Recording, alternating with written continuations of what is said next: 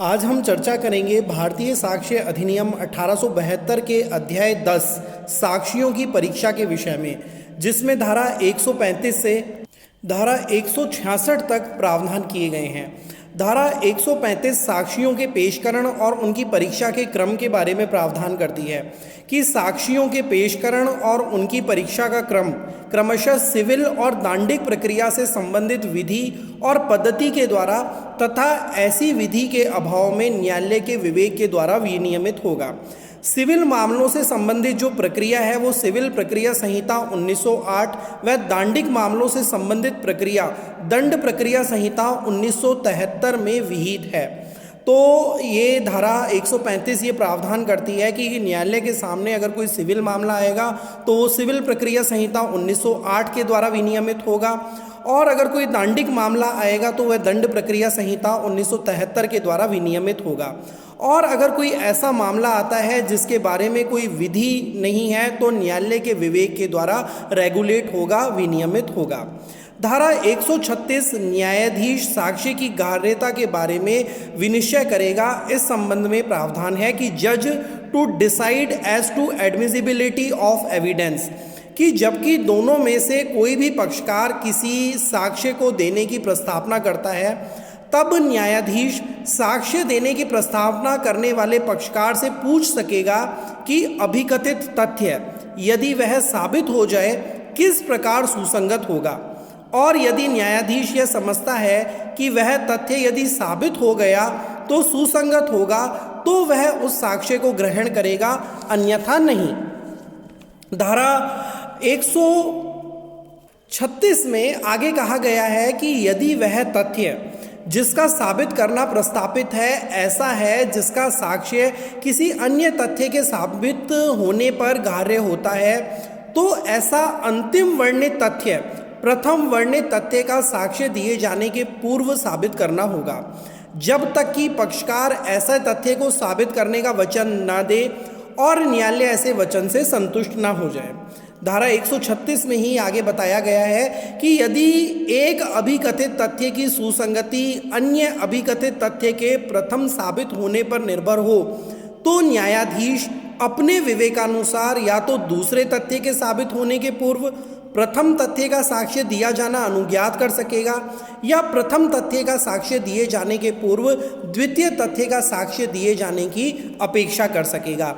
इस धारा 136 में कुछ दृष्टांत भी दिए गए हैं जो इस धारा की विषय वस्तु को स्पष्ट करते हैं।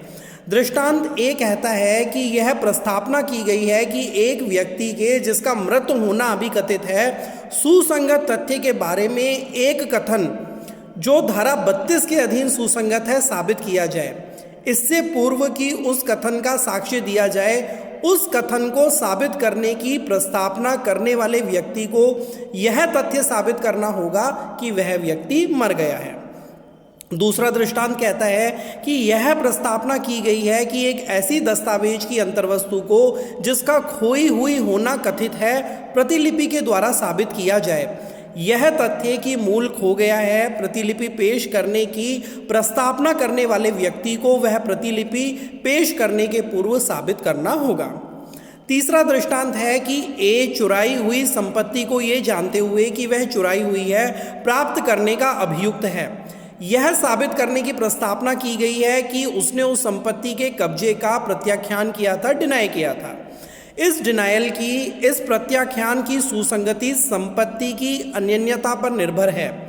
न्यायालय अपने विवेकानुसार या तो कब्जे के प्रत्याख्यान के साबित होने के पूर्व संपत्ति की पहचान की जाना अपेक्षित कर सकेगा, या संपत्ति की पहचान की जाने के पूर्व कब्जे का प्रत्याख्यान साबित किए जाने की अनुज्ञा दे सकेगा। अगला दृष्टांत है कि किसी तथ्य के जिसका किसी विवादक तथ्य का हेतु या परिणाम होना कथित है साबित करने की प्रस्तावना की गई है। कई मध्यांतरिक तथ्य बी, सी और डी हैं जिनका इसके पूर्व की तथ्य ए उस विवादक तथ्य का हेतुक या परिणाम माना जा सके और अस्तित्व में होना दर्शित किया जाना आवश्यक है। न्यायालय या तो बी या सी या डी के साबित किए जाने के पूर्व ए के साबित किए जाने की अनुज्ञा दे सकेगा या ए का साबित किया जाना अनुज्ञात करने के पूर्व बी, सी और डी का साबित किया जाना अपेक्षित कर सकेगा।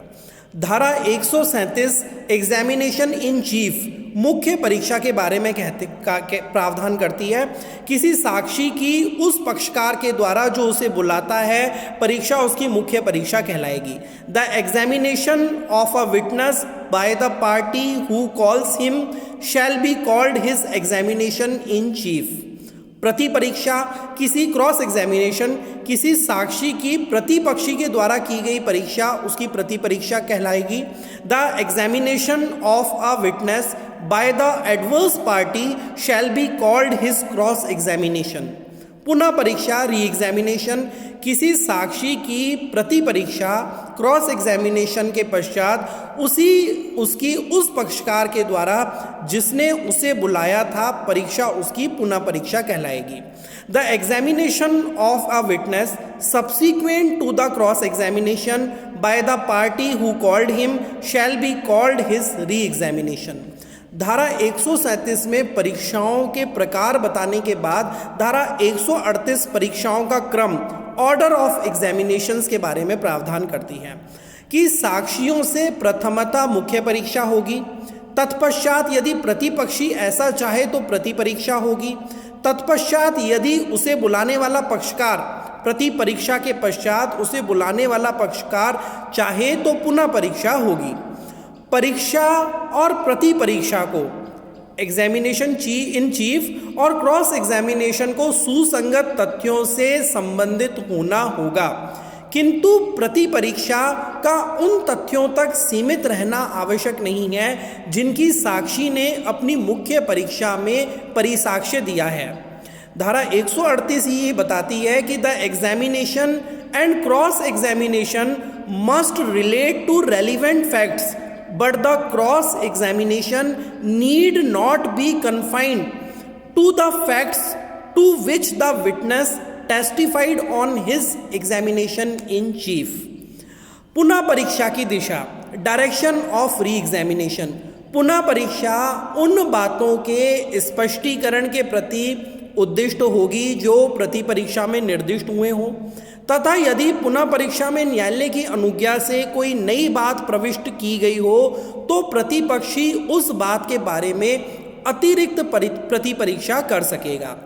री एग्जामिनेशन को लेके भी डायरेक्शन है कुछ धारा 138 में कि the re examination shall be directed to the explanation of matters referred to in cross examination and if new matter is by permission of the court introduced in re-examination, the adverse party may further cross-examine upon the matter।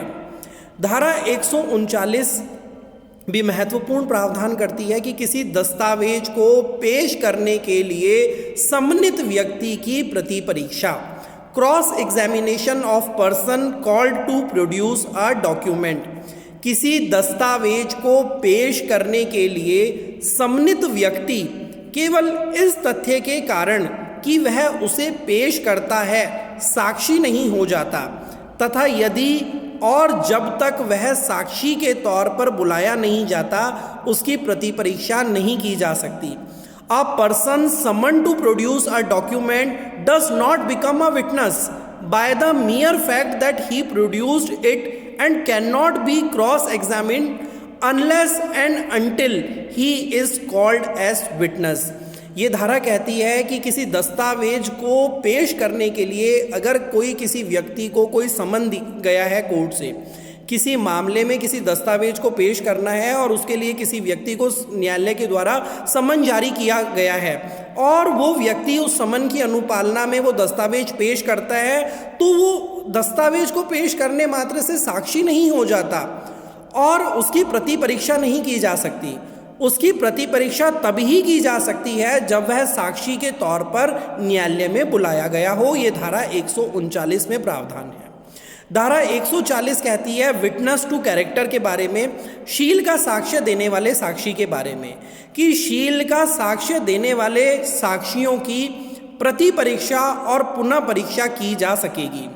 Witness to character में B cross examined and re examined. शील का साक्ष्य देने के लिए अगर कोई व्यक्ति साक्षी के तौर पर न्यायालय में उपस्थित हुआ है तो उसकी प्रति परीक्षा और पुनः परीक्षा की जा सकेगी।